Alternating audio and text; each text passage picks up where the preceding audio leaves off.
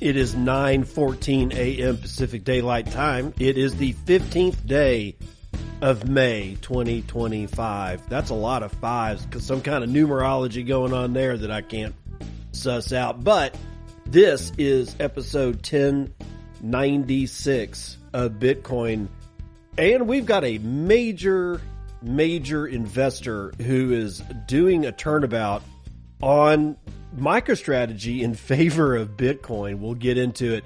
Coinbase is in the news after, well, their shitty security does what their shitty security always does. Telegram is also in the news, as well as the PPI numbers came in. That's the Producer's Price Index.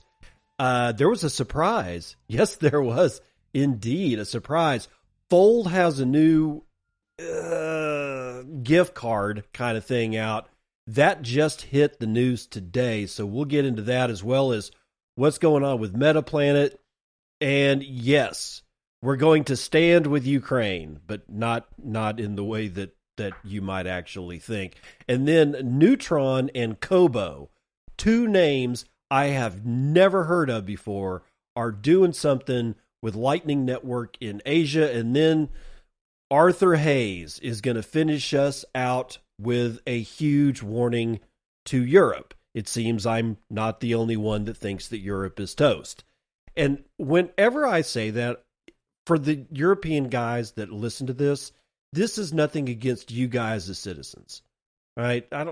Y'all are lovely people. Most citizens of actually, I'm going to go ahead and say all citizens of all countries are just really good people. Just the finest of people, as I guess Orange Man might say. It's the governments. This is our issue. And it ain't exactly like the United States government is some kind of, nun walking around in a habit, teaching kids English or anything like that. It's not just Europe. It's Canada. It's the United States. It's Brazil. It's everybody. But Arthur Hayes seems to be on track with what I have happened to think about the governments of Europe and what they're doing. He is basically screaming, get out, and we'll talk about it. But first, there's this character named Jim Chanos, and he is doing an aggressive long and a short trade involving both MicroStrategy and Bitcoin. This is out of CNBC. Jeff Cox is writing it.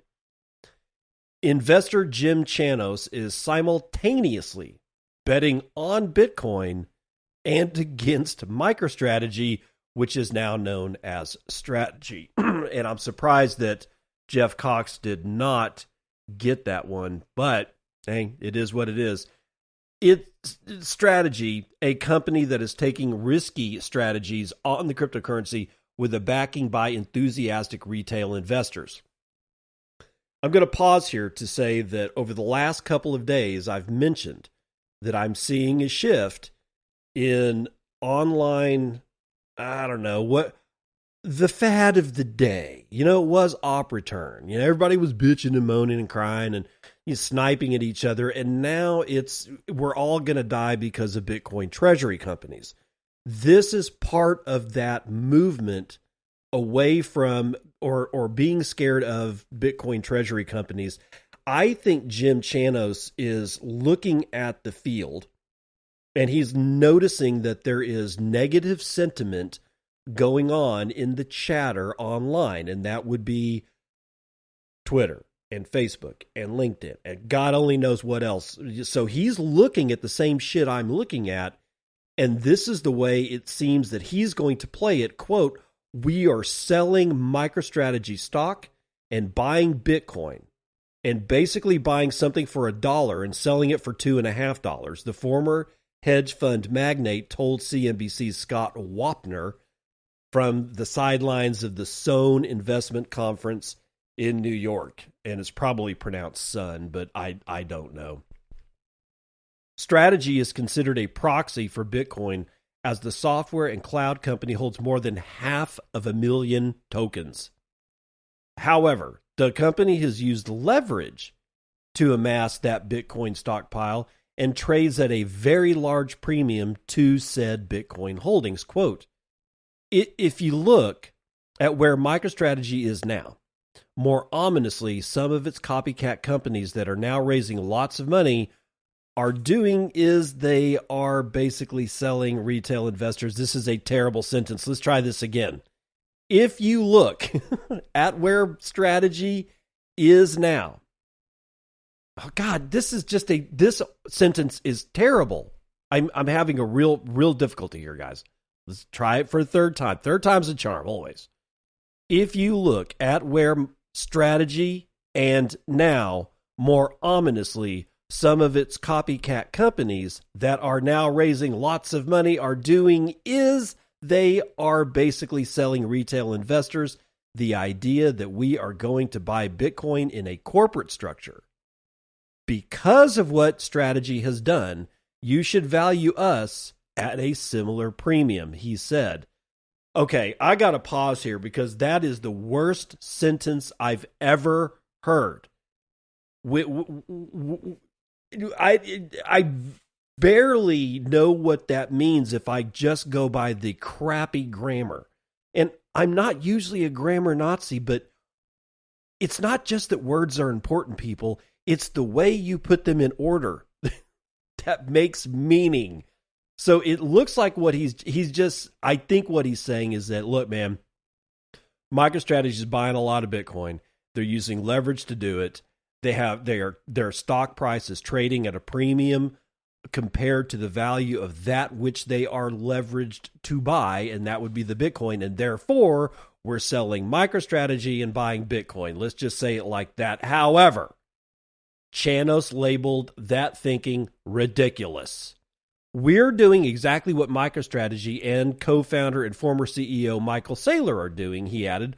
We are selling MicroStrategy stock and buying Bitcoin and basically buying something for $1 and selling it for $2.50.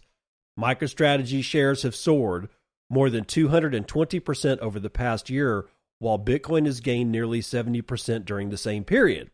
And President Donald Trump has been a vocal backer of crypto, which has risen sharply since he announced broad-based tariffs in early April. Quote, "This is a good barometer of not only just the arbitrage itself, but I think of retail speculation," Chanos said of his trade. Chanos, if you're wondering, was founder of Kainikos Associates and now runs a family office while providing advice to institutional clients. Okay, so the good news is I've never heard of Jim Chanos before. The bad news is he's big enough apparently in the space that he could cause some problems. And what problems would that be? He's playing with a real basket of fire here. And I think he's taking a massive risk. And I'm not saying that because he's selling MicroStrategy. I don't own any MicroStrategy stock. I don't own Misty. I don't own Strike. I don't own Strife.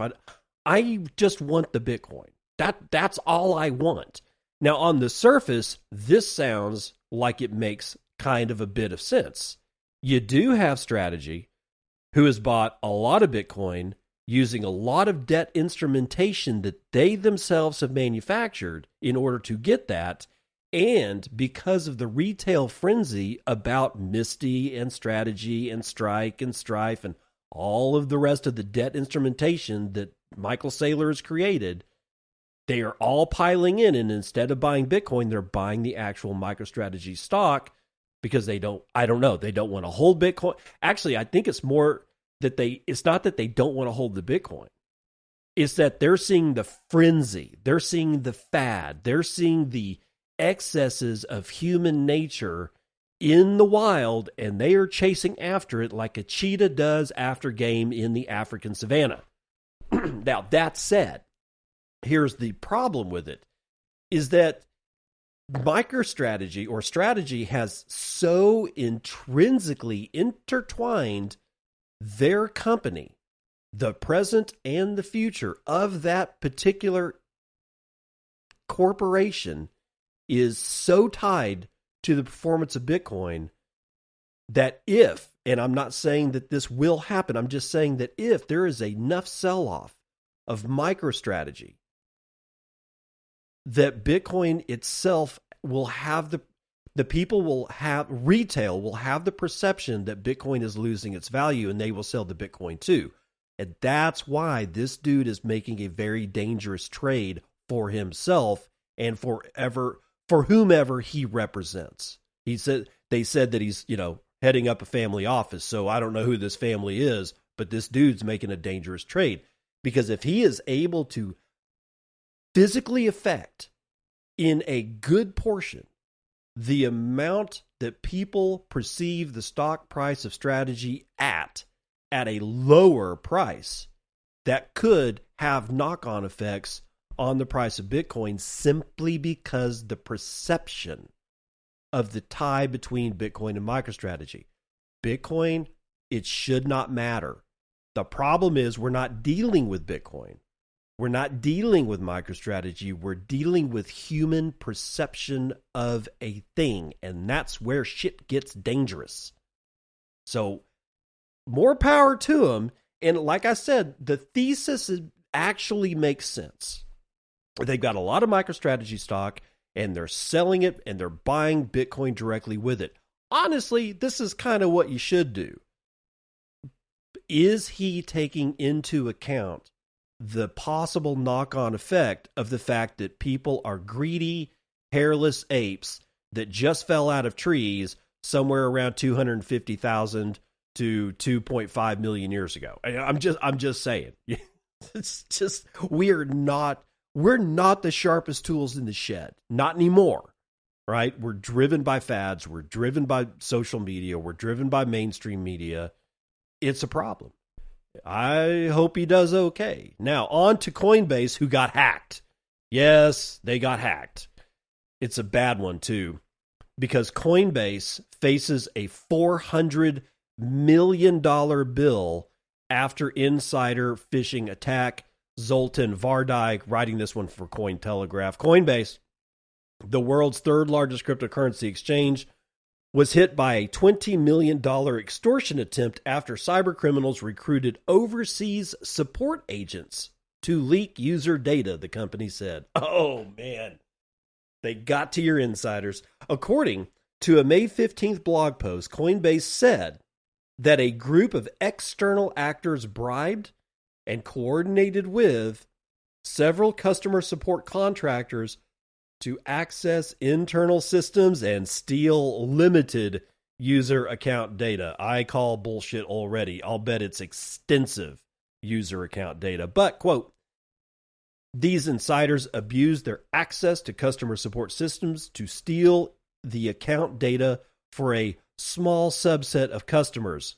Again, I call bullshit. I'll bet it is a large amount of customers. Anyway, they added that there was no passwords, private keys, funds, or Coinbase Prime accounts being affected.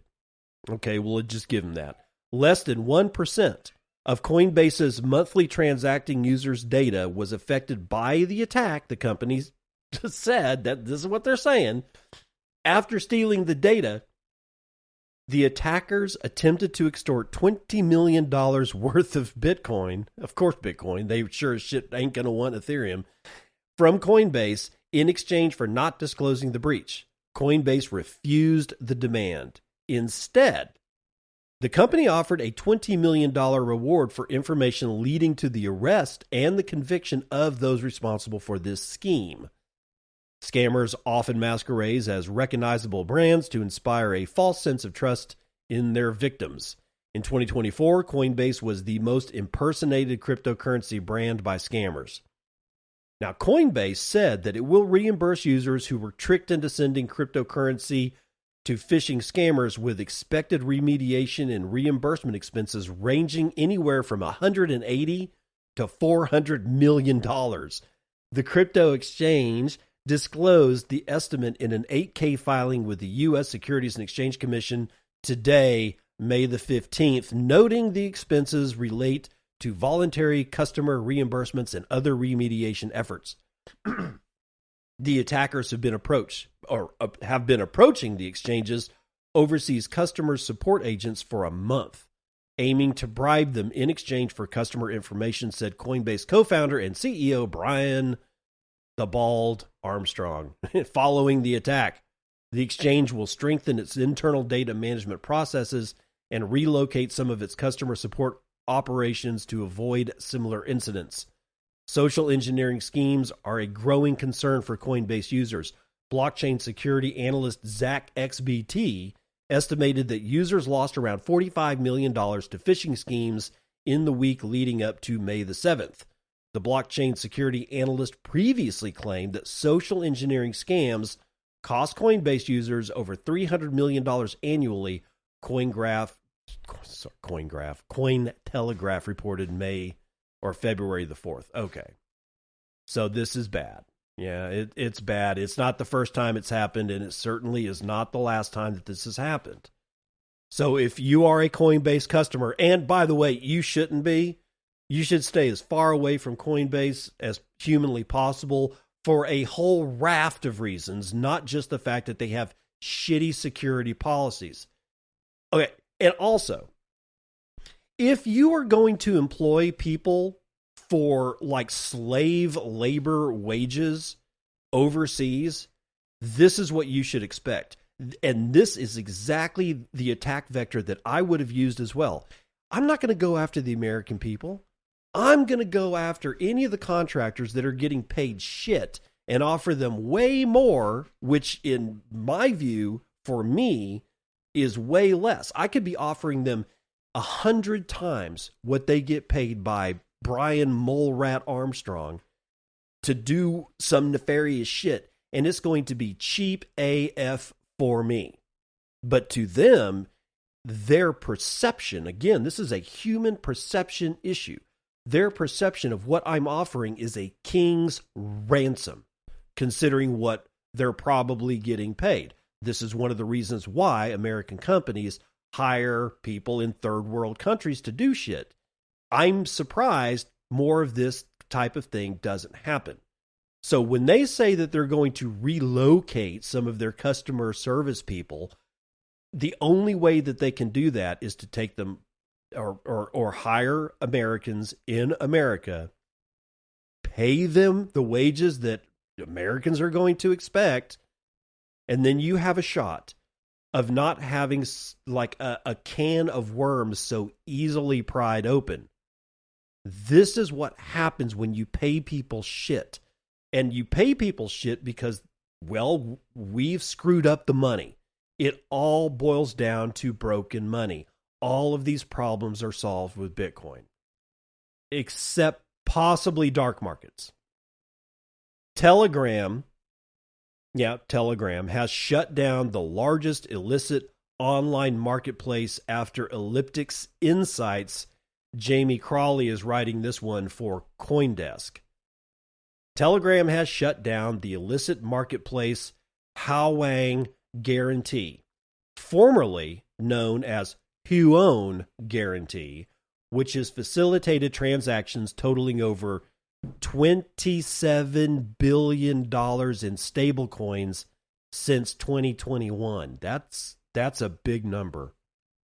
Hawang was shut down based on insights provided by blockchain analytics firm Elliptic on Tuesday. The closure took place amidst a crackdown on thousands of suspected Chinese crypto crime channels operating on Telegram following Elliptic's report into marketplace Zinbi Guarantee. I don't know why all these people put guarantee in their name. It sounds like an insurance company, but whatever. Telegram has now shut down both Huon and Zinbi, or Xinbi is probably how it's pronounced. It's Xinbi, so I'm going to say it's Xinbi, which processed in combination $35 billion of illicit transactions in stablecoin. Elliptic wrote in a web post on Wednesday, quote, "Our analysis indicates that Huon Guarantee has facilitated transactions totaling more than $27 billion since 2021, making it the largest illicit online marketplace to have ever operated. And Xinbi was the second largest, having processed transactions worth $8.4 billion since 2022. For perspective, Notable dark web marketplaces such as the Silk Road and Alphabay processed $216 million and $639 million respectively. So $27 billion versus Silk Road's $216 million and Alphabay's $639 million. You're talking about like orders of magnitude larger. Such marketplaces historically operated through anonymous browser Tor, but have more recently shifted their operations to Telegram, the messaging app with over 1 billion users. Huon and Jinbi are referred to as guarantee marketplaces. There we go. A term designated for platforms that do not sell goods and services themselves, but provide a venue for merchants to sell to customers. That's a large dark marketplace.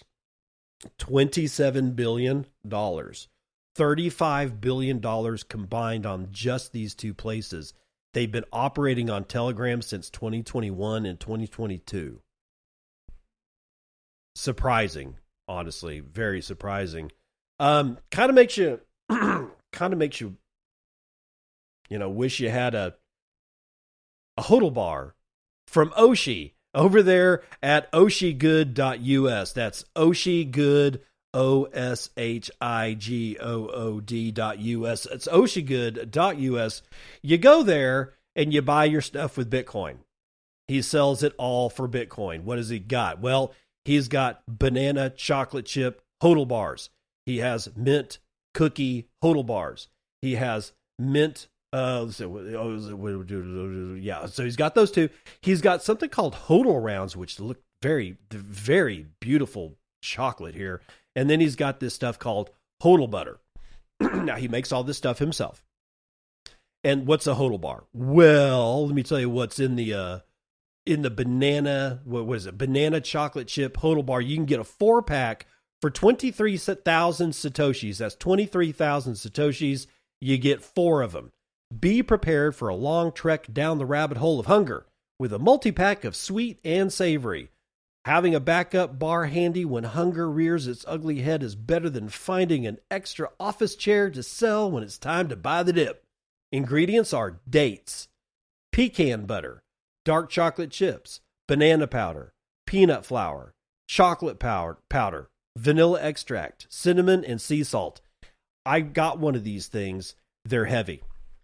These things are heavy. These are the things that you want in your backpack when you're on a hike.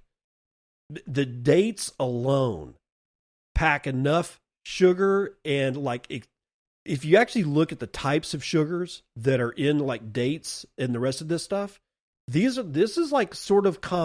more complex sugars than normal, right? It's not just like eating like sucrose or fructose or glucose. Dates especially, really, like they just like a nice little packet of energy. And yeah, I mean, for all the people that are just carnivore only, I get it. But sometimes, dude, you want something tasty, you want something sweet, you want something that's going to fill you up and keep you marching down that path. And banana chocolate chip hodl bars are the way to do it. When you go to the cart, when you order your stuff, the first thing that you see in your cart is what you ordered, and the second thing is the promo code. Type in Bitcoin and. I'm not saying that you're going to get any percentage off. What we're doing here is we're letting Oshi know that you heard it here on the Circle P. Right? The Circle P is open for business. It's how I'm trying to kickstart in my own way a small circular Bitcoin economy so that we can buy goods and services from each other with Bitcoin the way it was meant to be used. That's why I do this. So when you type in Bitcoin and into the promo code section, no, you're not going to get anything off. It's just going to let Oshi know that you heard about it here at the Circle P on the Bitcoin and podcast. And that way, in a value for value way, he can determine for himself, what was the sale worth for me?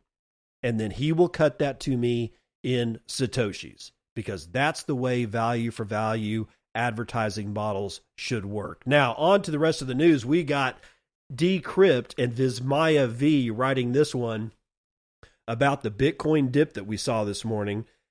Why? Well, we had weaker than expected United States wholesale prices, which probably means that Jerome Powell has yet more ammunition to defend his stance that he will not lower the Fed fund rate, which means cheap money not going to be available to get into risky assets, and that makes retail cry. Wee, wee, wee. Bitcoin slipped slightly on Thursday after a closely watched inflation gauge showed wholesale prices in the United States registered a drop in April. The producer price index for final demand fell 0.5% in April, the U.S. Bureau of Labor Statistics said on Thursday, compared to economist expectations of a 0.2% monthly rise. The index rose 2.4% over the past 12 months, slightly cooler than expectations. Core producer price index, which excludes food, energy, and trade services, also edged down by 0.1%. That's the first decline in that measure since April of 2020. In response, Bitcoin fell 1.3% to 102,655 after the report, pairing gains from earlier in the session as per CoinGecko data. And they talk about shitcoin number 1, number 2, and number 3, and then they say PPI, which tracks what U.S. suppliers charge retailers and distributors, is a leading gauge of wholesale inflation compiled by surveying over 100,000 product prices every month and serves as an early signal for consumer-side inflation trends. The 0.5% decline in April was driven entirely by services, according to the report, which fell 0.7%, the sharpest drop since the series began in 2009. Over two-thirds of the decline came from shrinking margins in final demand trade services, particularly machinery and vehicle wholesaling, which plunged 6.1%, according to the BLS. Quote, I don't view the PPI as a significant catalyst for Bitcoin in the current environment, especially given the market's muted response to the recent consumer price index data, which came out a couple of days ago. The analyst Aurelie Barthieri, I guess is how you pronounce it. She's the principal, or he maybe, I don't know, he or she, whatever, principal research analyst at Nansen. The analyst noted that unless the PPI came in meaningfully above expectations, even a mild upside surprise, say 10 basis points, was unlikely to shift either Bitcoin's direction or the market's outlook on Fed rate cuts. There it is. Still, traders are watching for more than just the inflation figure. All eyes are now on Fed Chair Jerome Powell's remarks scheduled later Thursday. That would be today, an event that many analysts say could overshadow the data. Oh my God, we're all gonna die.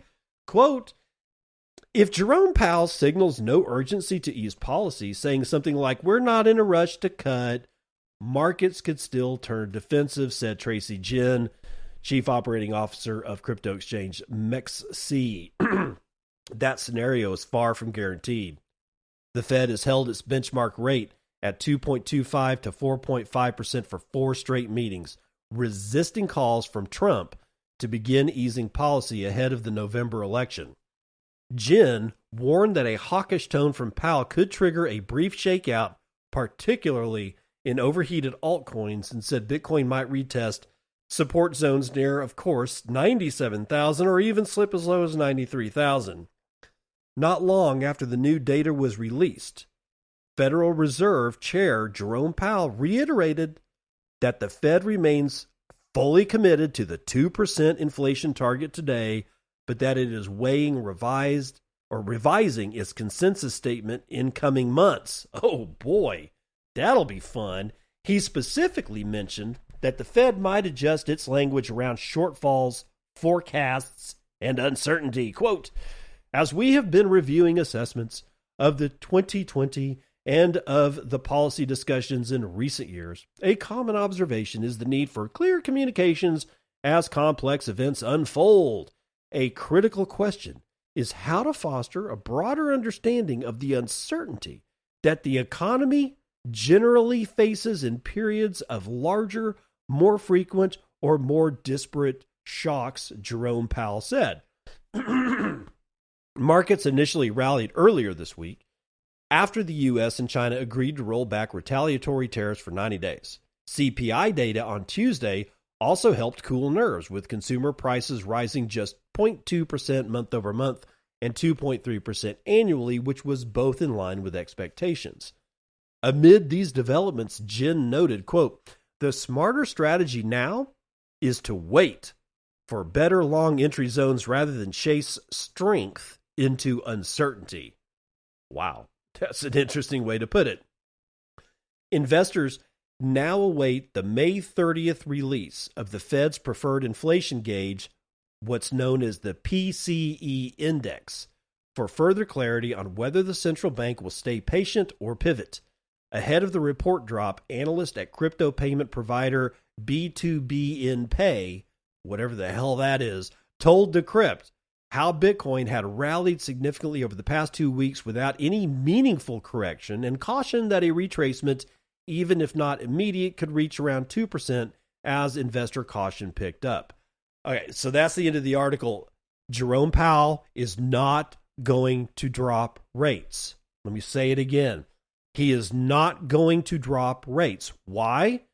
Because this PPI that came out is telling Jerome that what he's doing is working. It's not that I agree or disagree with what Jerome Powell's doing. I'm trying to remain neutral.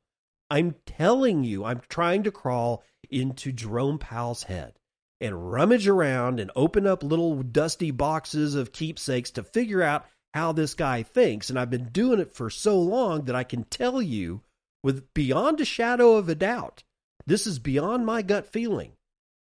Jerome Powell thinks that what he's doing is working, and the numbers are backing his play.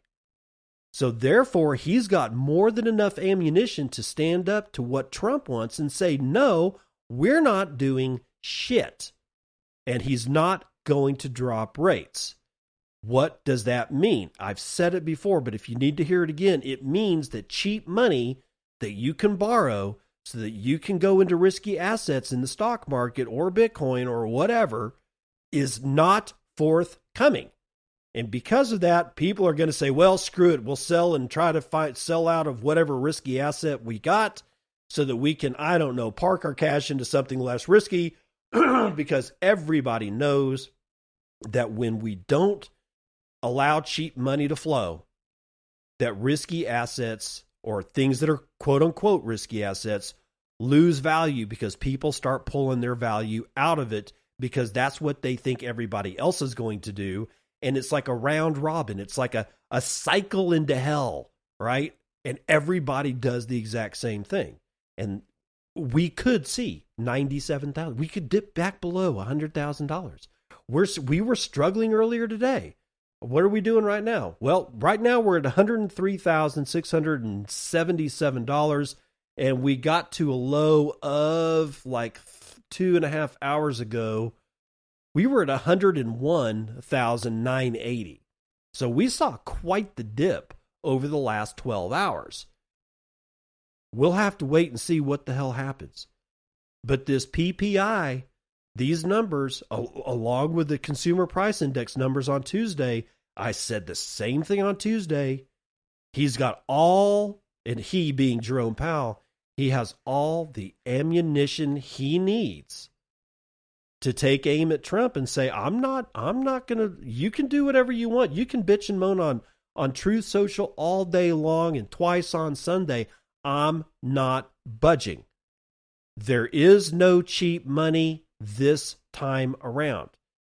We'll have to wait until the next month CPI and PPI numbers come out, or whenever they come out. And if we see problems then, maybe. But I am not holding my breath for cheap money anytime soon. Let's run the numbers.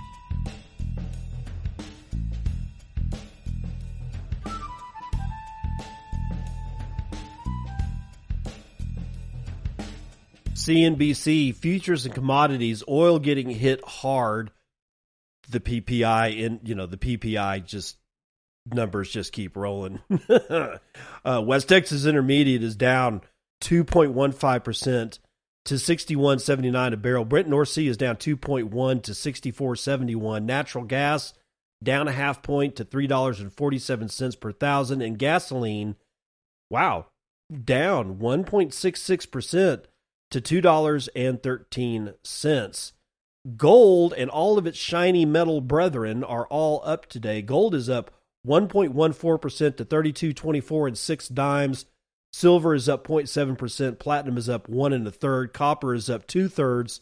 Palladium is up 1 3/4. In agriculture, we got a mixed bag here, mostly in the green though. Biggest winner is chocolate. No, I lied. By more than doubling that. Lumber is the biggest winner at 8% to the upside. And the biggest loser today is going to be soybeans, 2.76% to the downside. Meanwhile, live cattle is down 1 1/4 point. Lean hogs are up 1.17%, and feeder cattle are down 1.47%. Meanwhile, the Dow is up 1/3 of a point to 42,250. S&P is up 1/3, as is the NASDAQ. Meanwhile, S&P Mini is drifting sideways, only moderately, slightly, kind of tiny in the red. We are at, however, $103,780 per coin. That's a $2.06 trillion market cap, and we can get 32.1 ounces of shiny metal rocks with our one Bitcoin, of which there are 19,864,941 and 1/2 of. Average fees per block are low, 0.04 BTC taken in fees on a per block basis. There are 8 blocks carrying 8,000 unconfirmed transactions waiting to clear at 3 Satoshis per VByte. Low priority is going to get you in also at 3 Satoshis per VByte. Hash rate drifting sideways, 850.7 exahashes per second at this particular time. A reminder here to go to bitcoinandshow.com and sign up. Go to bitcoinandshow.com. That's bitcoinandshow, it's all one word, .com. Trying to get this to be something. It'd be nice to get a couple of more people to, register to the email. I'm not ever going to sell your email. I'm never going to give your email away. I'm not going to trade for goods and services with your email. It's mine. If you give it to me, I will keep it because it's mine. Mine. Yeah, just give me a hand with that website there. Just sign up, and that's where I'm putting all of the shows. I'm thinking about putting out a newsletter, like a weekly recap of what happened during the week. We'll see how that goes. It's brand new. So, give me, I'm not a good webmaster. So I'm getting better, but yeah, it's new, and I need y'all's help with it. From Bitcoin Treasury Hysteria, yesterday's episode of Bitcoin, and I got Psyduck with 1,021 sats says Axelrod. Jason High with 1,000 sats says, just wanted to say I love the show. Once I update my website, I'd like to get info on joining the Circle P to advertise my tie-dye shirts and oil paintings. Bring it on, brother. We will talk. Anonymous with 1,000 says, oh, no, that's the exact same one. Fountain, I'm looking at fountain.fm, and it's a little wonky sometimes. Psyduck, this time is a different one. 599 sats says Psyduck. Turkey with 500 sats says nothing. Pies with 420 says thank you, sir. No, thank you. God's Death with 237, not once but twice, says thank you, sir. No, thank you. That's the weather report.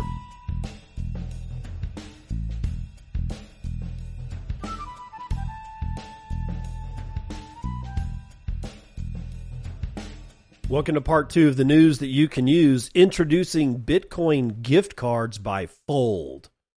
Yes, Fold has introduced, as of today, a gift card that has actual Bitcoin on it. Let's find out if that's exactly true. Sometimes I've been fooled in the past, so let's read this announcement here. Buying and gifting Bitcoin is now as simple as buying any other gift card. Okay, sounds good so far. You can now purchase and send digital Bitcoin gift cards powered by Fold. So not only can you easily gift Bitcoin, but someone brand new to Bitcoin can now have a starting balance of Bitcoin when you share Fold app with them. Keep reading and head to foldapp.com/Bitcoin gift cards to purchase a gift card. So how do they work? Fold is partnering with a company named Totus, a leading gift card issuer for top consumer brands.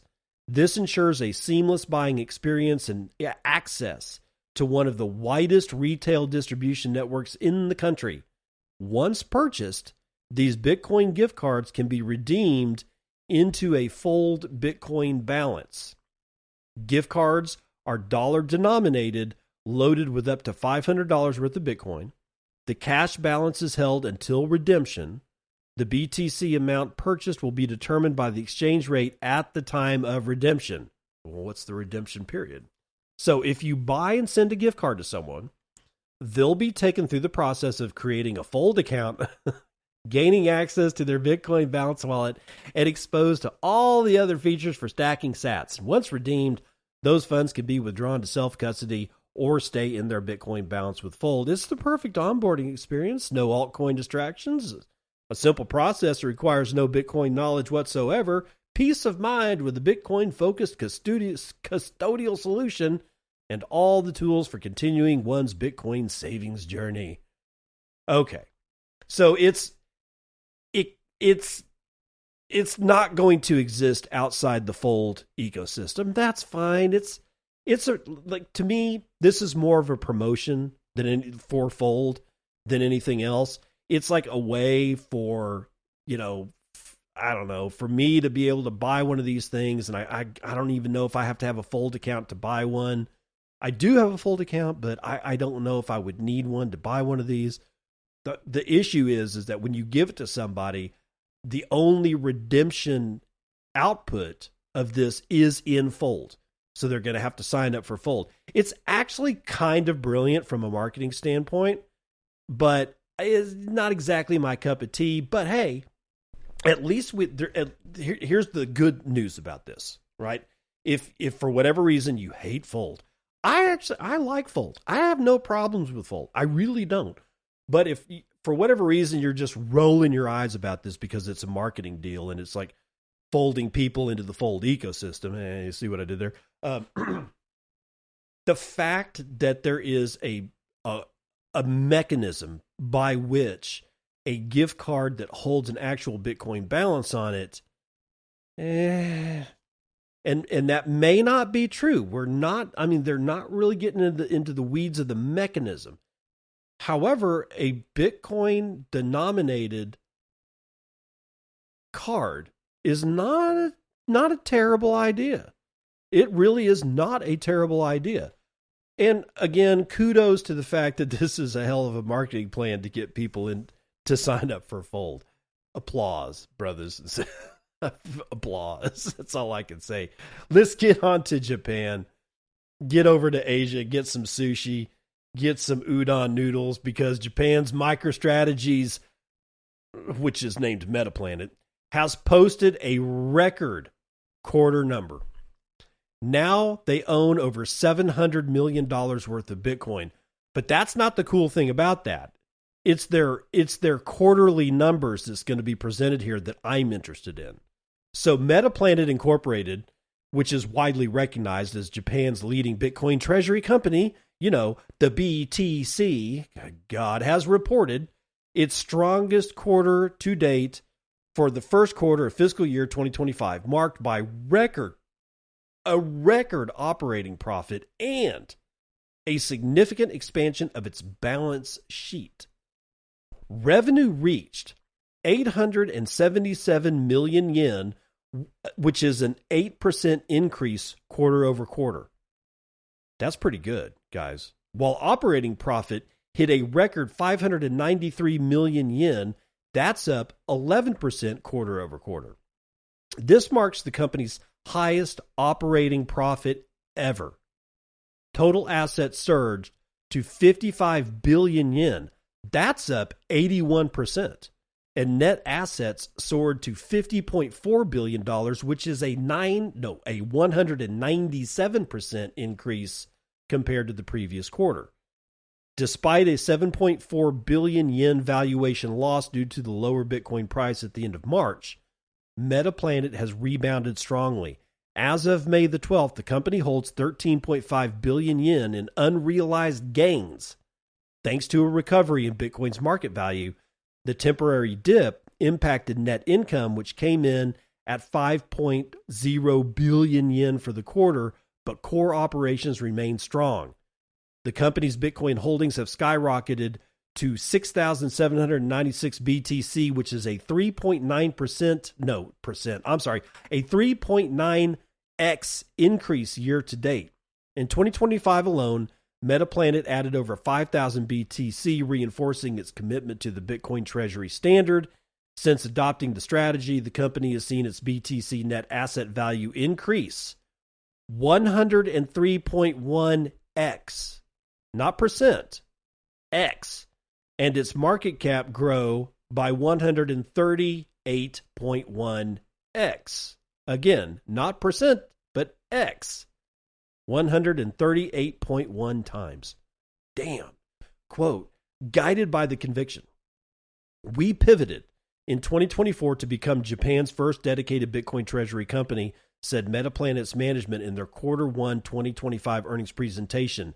In Q1 2025, we launched and have already executed 87% of a 2-year, 116 billion yen moving strike warrant program, the largest and lowest cost equity financing of its kind ever placed in Japan, end quote. MetaPlanet also reported a substantial rise in shareholders, growing from 10,854 shareholders in December of 2023 to 63,654 by March of 2025. My God almighty, it's like a 6x growth. The growth trend saw major jumps throughout the year, with 29,796 shareholders in June of 2024, 37,537 in September, 41,553 in October, and 47,292 in December of 2024, before surging to its current peak. Member of MetaPlanet's board of director Tyler Evans posted on Twitter, "Congrats, MetaPlanet. Simon Gurovich, Yoshimi Abe, and Dylan LeClaire on a record quarter. 3.9x growth in BTC year to date is incredible. Quote, our results speak for themselves. We don't set targets to feel safe. We set them to exceed them quarter after quarter," said MetaPlanet's management. The global feedback loop between capital markets and Bitcoin is just beginning. MetaPlanet intends to be its premier conduit. So, yeah, holy shit. Remember that MetaPlanet was essentially sort of like a failed hotel management company, basically a zombie. And they're like, well, what else? Maybe let's do what Saylor's doing. Maybe their chief investment officer or their chief financial officer was one of the people that took part of Michael Saylor's, Bitcoin for Chief Investment Officers webinar, which he did like 2.5, 3 years ago. And a whole bunch of people attended, but we didn't really see anything drop out of it until the first quarter of this year is when it's real. We just seen nothing but acceleration. Last quarter of last year, yeah, that one too, but it's really coming to the head in the first quarter of this year. Now we're in the second quarter, and people are starting to have that. Like I said, it's no longer the op return is going to kill Bitcoin. It's the BTC, the Bitcoin treasury companies, are going to kill Bitcoin. Yet here we have MetaPlanet that has completely turned their ass around. Now, the next step for somebody like MetaPlanet is to actually go back and say, what was our core business? Is there a way that we can get back into successfully managing hotel properties, which is what MetaPlanet was doing? And they were not doing it well. Is there a way they can get back into that and do it well? or do they pivot to something else? My point here is that one of the things that I myself am kind of sick about hearing is just zombie companies, and I hate to say it, Strategy was a zombie company. Its stock price was just flat for a couple of decades. I mean, it peaked around, let's see, it had a massive peak to something like $420 adjusted, or $390 adjusted for stock splits along the way in like 99, something like that, or 2001, right around the time that the dot-com bubble was inflating, and then it died along with everything else in 2001 when that bubble burst.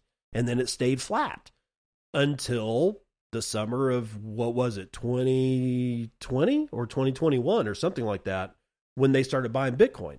They hadn't really been doing anything. I mean, they had been servicing their customers. They had been like making some software for business analysis, but whoop-de-doo. And then they started getting into Bitcoin, and all of a sudden they're back up to all-time high stock prices. Well, that's all well and good, but there's no real product. They have talked about this artificial intelligence, business intelligence software that they've been working on. Until I see it, I don't actually view it as a thing. Metaplanet was a failing hotel property management company, so there's that. And then you've got shit like 21 Capital coming up, which I can't tell what the hell it is they do. And I like Jack Mallers, don't get me wrong, and it sounds like I'm angry. I'm not. I'm just trying to be pragmatic here and relatively neutral and say, what is it you actually do? That's a fair question. I'm not being unfair. I'm saying, what do you produce? I mean, what do you make? Do you manufacture something? Do you create something? Do you ship something? Is it digital? Do you put it in a box and tape it and send it to my door? I mean, I don't know what half of these Bitcoin treasury companies do, which is one of the reasons why I think that Jim Chernobyl guy, or what's his name? Chanos, not Chernobyl. Jim Chanos, the first story that we read today. I guarantee you that's probably his sentiment. It's like, well, what is it that you actually make? What do you sell? Where does your company's income come from? And it's not a bad idea for companies to do what Michael Saylor said. You've got to stop treating your balance sheet as something that's neutral, something that is just you keep in a safe, something that you don't leverage, something that you don't make work for you in a positive advantage sort of way. This is good advice. There is no reason not to enslave your money to go out and build more money.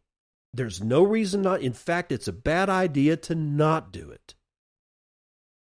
But there's another part of the whole, why do you have a company?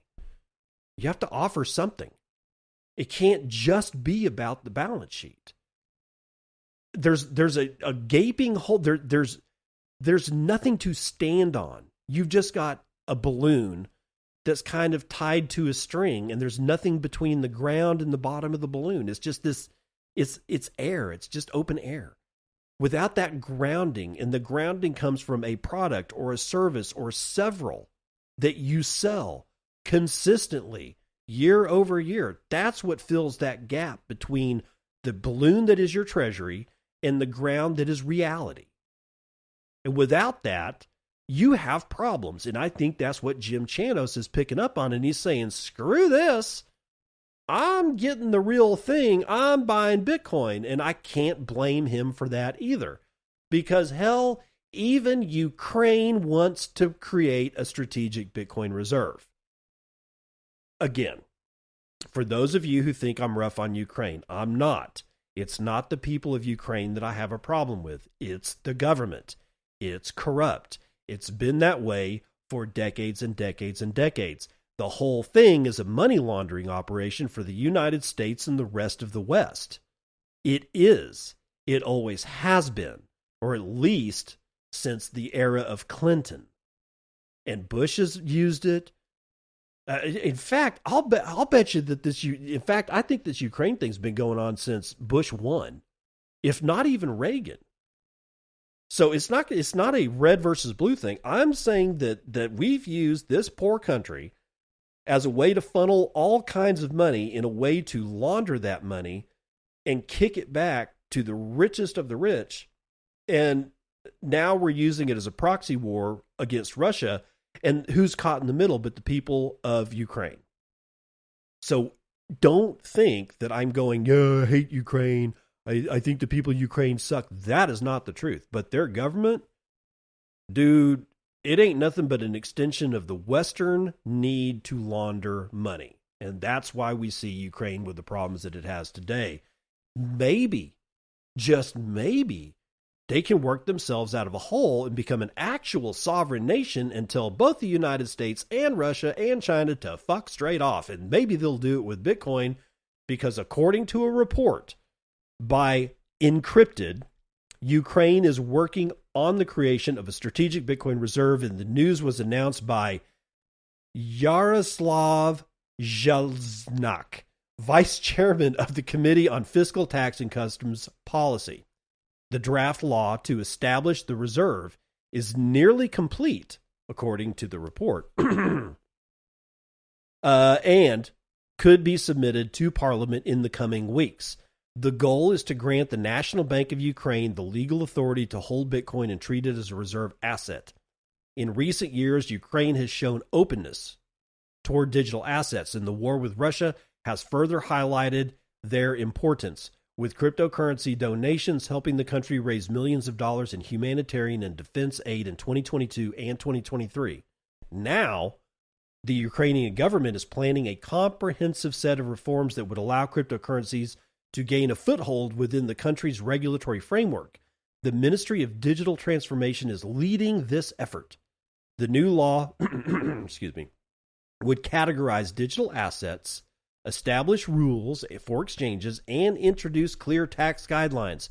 If approved, the measure could come into effect as soon as possible. Kirill Kamenyakov, which is probably a butchering of the name, Binance's regional head for Central and Eastern Europe, Central Asia, and Africa, stated that the exchange will support Ukraine in creating its Bitcoin reserve. So Binance to the rescue, and you know who's connected with Binance? Tether, USDT. I'm telling you, man, this stablecoin shit is... this is what bugs me. Is that what flashed in my head is that this Bitcoin reserve and Binance is going to help is really just opening the door for Tether and USDT to come in so that we can flood Ukraine with United States debt. And if you don't know why I say that, then you haven't been listening to the show. That's okay. If that means you're new, and I like new people, I'm not going to get into it. I've talked about it several times, and we're kind of running late today, so I'm not going to get into it. But that was my gut reaction when I read that first sentence. Binance is going to help Ukraine with its Bitcoin reserve. All I can see is Tether just like under a dark cloak, waiting in the shadows to pop through the door when we open that son of a bitch. But anyway, while praising the initiative, Kirill added, this won't be a fast-track process. According to Kamenyakov, establishing a national cryptocurrency reserve would require several large-scale amendments to Ukrainian legislation, which will take time. He also noted that current legislation does not allow for the holding and management of digital assets within official reserves. And last month, Binance CEO Richard Tang told the Financial Times that the company is collaborating with multiple countries on establishing a Bitcoin reserve and crafting crypto legislations, or regulations rather. Previously, Binance co-founder and former CEO Changpeng Zhao had proposed that Kyrgyzstan and Pakistan develop sovereign Bitcoin strategies. Ukraine is not alone in this initiative because other countries around the world have begun to consider Bitcoin as a strategic asset, and they list examples, and we don't need to go through them. Again, my gut feeling says that poor Ukraine is going to be used again, except this time it's going to be unload a nerve-wracking amount of United States freshly minted debt in the form of USDT into Eastern Europe. Is going to land right on the border of Russia. I'm telling you, Tether is more than what it seems. I'm sure that the people that created Tether at first had all the correct intentions. It is now being turned into weaponry, and highly effective weaponry, I might add. Except it's fiscal in nature, it's financial in nature, and it can destabilize wherever it is we choose to unload United States freshly minted debt on. Because Tether is backed and going to be further backed by United States debt instrumentation. I'm just saying. All right, so Neutron has partnered with Kobo to power all of Asia with the Lightning Network. Yeah, well, maybe I'll believe it when I see it. But for now, this is out of BitcoinNews.com. Neutron, the leading Lightning Network infrastructure provider in Asia, is announcing a spanking brand new partnership with Kobo, a globally trusted digital asset custody platform. And through the collaboration, Kobo will integrate Neutron's Lightning Network API, enabling real-time, cost-effective Bitcoin transaction across all of its services. Neutron's mission is to make the Lightning Network the financial backbone for modern Bitcoin use, bridging traditional finance with Bitcoin's borderless, decentralized economy. And he says, quote, "We're thrilled to partner with Kobo, a trusted leader in custodial services, to further accelerate Bitcoin infrastructure across Asia," said Albert Bu, CEO of Neutron.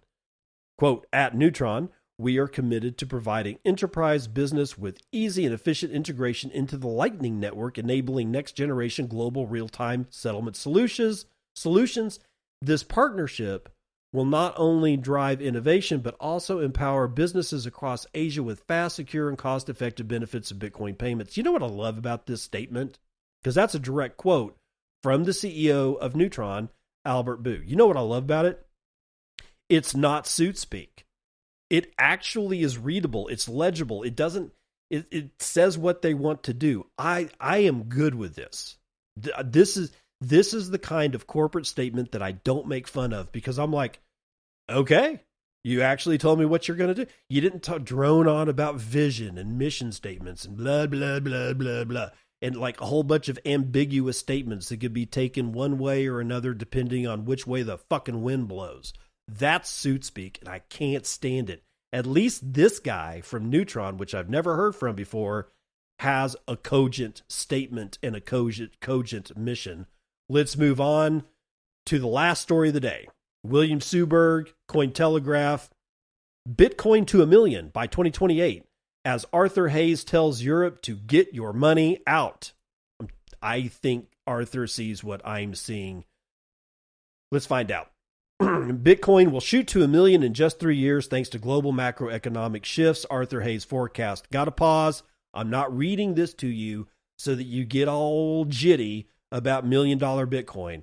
I don't try to do that. I'm more interested in his view on Europe, but I need to read the whole thing. It's the ethical thing to do. In his latest blog post released May the 15th, the former CEO of BitMEX doubled down on his BTC price prediction. Bitcoin has two strong tailwinds that will help propel it to 7 digits in a few years. For Hayes, shifting capital controls worldwide and United States Treasury devaluation means that Bitcoin will become the go-to safety net for investors everywhere. He summarized thusly, quote, "Foreign capital repatriation and the devaluation of the gargantuan stock of United States Treasuries will be the two catalysts that will power Bitcoin to $1 million sometime between now and 2028, end quote. While the date may appear arbitrary and demand 900% price appreciation in Bitcoin, Hayes argued that the financial landscape could change in an instant depending on the next U.S. governmental administration. Quote, I say 2028 because that is when the next U.S. presidential election occurs, and who knows what type of politician will win and what policies they will enact, end quote. While the presidency of Donald Trump has enacted various pro-crypto policies, this could begin to reverse if a shift in government were to occur.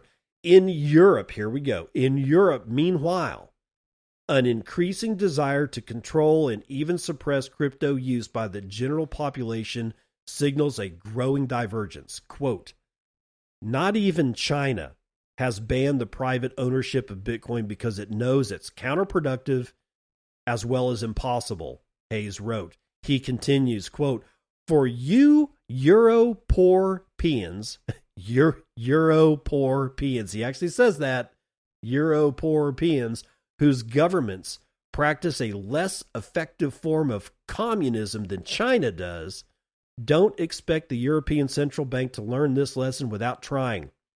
Therefore, get your money out now, end quote. As Cointelegraph reported, Hayes has not been shy about predicting both short-term and longer-term BTC price expansions in the year to come. In April, he foresaw the return to 100,000, and before that, joined those seeing the mid-$70,000 zone as a likely local bottom. Multi-million-dollar targets for the next decade include those of major financial players such as Fidelity Investments. And then they drone on about Michael Saylor, who says, my forecast for 2045 is 13 million per coin. It's really about the whole reason I brought this to you is the European thing. And it is probably something we should capture here, the two tailwinds that he talks about. The potential change of administration. Well, actually, there's going to be a change of administration in 2028, no matter what happens. Because Trump only has 2 terms. This is his second term.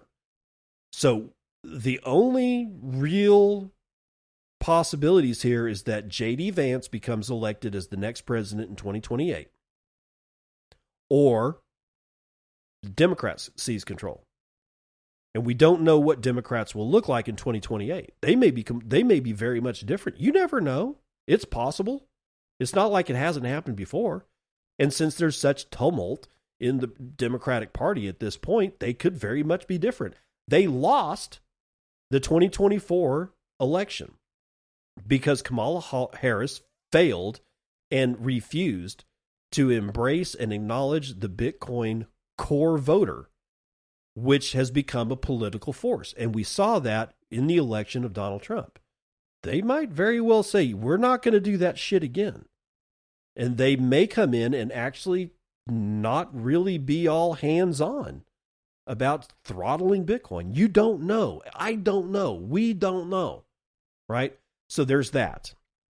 Then he talks about the second tailwind. And that's the, well, how did he term it? Let's see. Where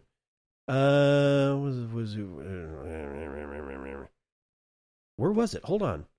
This is ridiculous because I just saw it. Yeah, U.S. Treasury devaluation. You're talking about a whole bunch of U.S. Treasuries that are held by people, a lot of people that aren't exactly really friendly to us right now. And it's not just the sale of the U.S. Treasuries. I think he's actually hinting at more than that. I think he's talking about the creation of new treasuries, which are going to be bought by Tether, because Tether at this point is the 7th largest buyer of U.S. treasuries in the world. That's beyond Mexico and Canada combined. And the U.S. Treasury is a debt instrumentation. It's not printing money, it's printing debt. Whoever buys that debt basically monetizes that debt for us, and we get money for it. Right? That's sort of the way. I mean, that's probably should be a little bit more, not nuanced, a little bit more sophisticated, but that's essentially what's going on. We print debt, people buy it, we get money for it. We essentially, printed that money or printed that debt and got money for it. So we now have money for the debt that we printed, and it's other people's money, unless nobody buys the treasury bills at the auction, in which case, traditionally, the Federal Reserve of the United States prints money in U.S. dollars to buy the debt instrumentation that was created by the U.S. Treasury. That's the incestuous relationship that exists between U.S. Treasury and the Federal Reserve. Federal Reserve is private, and they get to print money. The United States Treasury Service, or Treasury, is not private. It is public, and yet they can print debt. See how this works? It is not exactly a good thing. But since the advent of Tether and stablecoins, you have USDT, or Tether, the company behind USDT, as the 7th largest purchaser of debt. This is what I'm talking about. They spin up coins. Essentially, the more debt they buy from the United States Treasury, the more Tether they print. So now we've got a different public-private instrumentation. Now the U.S. Treasury can just print debt, and they don't have to rely on the Federal Reserve as the buyer of last resort to print U.S. dollars. Now they can just say, hey, we'll sell it to Tether, and they'll print USDT, and USDT is global. So anytime anybody trades their fiat currency for Tether, see how this works? This is what I'm talking about with Ukraine. I mean, Binance, because Tether basically fell out of Binance. It was spun out of Binance. It was a Binance deal way back in the day. Well, actually, it was Binance. No, it was Bitfinex is what it was. But Binance, I think, is going to help Tether come into Ukraine. And that's going to put it on the backside of Eastern Europe. So now we've got rails for Tether into Central America, North America, South America, Africa, Western Europe, and now we're going to be on the very eastern edge of Europe, encroaching on Russia. And Tether's heavily used in Southeast Asia. It's everywhere. And when they buy U.S. debt and they print Tether, they're essentially exporting U.S. debt around the world. And Americans in general don't use Tether that much, not in comparison to the rest of these countries. This is what I'm talking about. It's not going to be a good deal. I mean, at least not for these countries. And it probably won't be for Americans either, but if we flood other markets with our debt first, do the math. Anyway, that's about all I got for you today. It is Thursday. We got one more day until Friday. I will see you on the other side. This has been Bitcoin and I'm your host, David Bennett. I hope you enjoyed today's episode and hope to see you again real soon. Have a great day.